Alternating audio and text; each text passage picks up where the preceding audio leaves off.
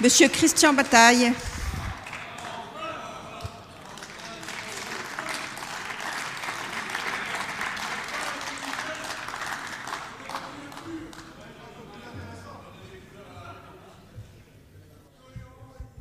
Madame la Présidente, Monsieur le Ministre, le principe de laïcité, effectivement, est un principe de tolérance au cœur du débat aujourd'hui, et c'est une notion fondamentale, historique, posée par la Révolution française, portée par la gauche de 1848, de la Commune de Paris, de la Troisième République, puis mise en œuvre par le centre-gauche et par les républicains modérés. Depuis cette époque, la laïcité a occupé tout le champ politique. Je rappelle qu'elle est à l'article 1 de la Constitution. La France est une république indivisible, laïque, démocratique et sociale. Elle appartient à tous, je n'en disconviens pas, sauf aux rétrogrades intégristes qui mènent des combats du XIXe siècle. Il y en a dans cette Assemblée, ce n'est pas le cas de tous. Au début, laissez l'orateur continuer, la s'il vous plaît. laïcité a été un combat de la gauche.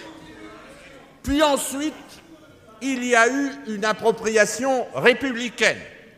Le président de la République, lors de la campagne de la présidentielle, s'était approprié, au nom de la République, les hautes personnalités de Jaurès, de Blum. De la même manière, nous nous réjouissons que la République se soit appropriée cette idée de la laïcité. Et je veux, regardant les faits, déplorer qu'un sénateur issu de nos rangs, mais que vous annexez, ait eu cette initiative malheureuse.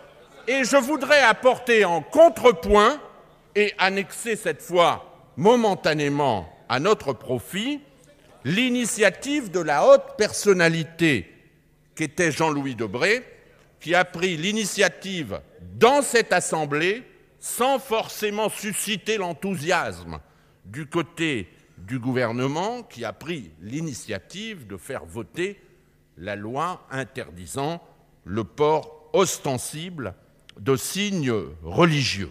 Par conséquent, je vous fais la démonstration que les idées de laïcité circulent sur tous les bancs et nous en sommes d'accord. L'école républicaine, c'est l'école de tous, ce n'est pas l'école de quelques-uns, et elle doit être défendue. Les finances communales aussi, d'autres collègues l'ont dit excellemment. Alors, moi je suis un peu préoccupé quand je sais que le président de la République, qui est quand même votre chef politique suprême, a pour modèle le modèle américain. Mais son modèle américain, ce n'est pas le modèle libéral. Vous allez voir que j'y reviens, chers collègues. Son modèle américain, ce n'est pas le modèle libéral des démocrates bostoniens, c'est le modèle communautariste de droite de George Bush, qui aboutit dans l'enseignement, et nous y voilà, dans certaines écoles américaines, à l'enseignement de cette fable surréaliste qu'est le créationnisme. Oui, voilà à quoi aboutit l'école communautariste de M. Bush, l'enseignement du créationnisme dans les écoles américaines, cette fable stupide, anti-scientifique, selon laquelle, il y a 4000 ans, tout aurait été créé le même jour, de la molécule à l'éléphant, en passant par l'homme. Alors, je crois que la laïcité est le lieu de la concorde républicaine. Et vous vous trompez, chers collègues de la majorité, en vous obstinant. C'est un mauvais coup que vous portez à la synthèse républicaine qui existe sur un certain nombre de points. vous n'avez pas raison de vous obstiner.